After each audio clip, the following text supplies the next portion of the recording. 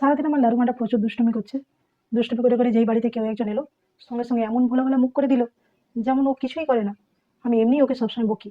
আর সেদিকে দেখুন চিরুনি কেটে দিয়েছে, প্লাস্টিকের ঝুড়ি কেটে দিয়েছে। তারপর একদিন তো দেখি যে আমাদের এলাকায় লারুর মা করছে, যেন আমার নামই নেই কোনো, আমি লারুরই মা। আমার থেকে আমার এলাকার লোক আমার লারুকেই বেশি চিনে। সোসাইটিতে আমার তো কোনো দামই নেই, সবাই লারুকেই চেনে, যেন তারা অনেক দিন থেকে তার তার চেনা, আর আমি যেন অচেনাই, আমাকে যেন প্রথমবারই সবাই দেখছে। আর আমার লারুকে, আচ্ছা একদিন তো সে একটা আন্টি বলেই দিল, একে যেন কোথায় দেখেছি, একে আগেও দেখেছি, কিন্তু আপনাকে তো দেখিনি। আমি তো অবাক হয়ে গেলাম, এটা কি করে সম্ভব? লারুমাকে তো আমি নিয়ে যাই বেড়াতে, অথচ এই আন্টি বলছে আমাকে কোনোদিনও দেখেইনি, আমার লারুমাকে দেখেছে। আমার লারুমা অনেক দিনের চেনা। অমনি সঙ্গে সঙ্গে ভোলা ভোলা মুখ করে তার দিকে এগিয়ে চলে গেল। আর আমরা দাঁড়িয়ে দাঁড়িয়ে আমি দেখছি।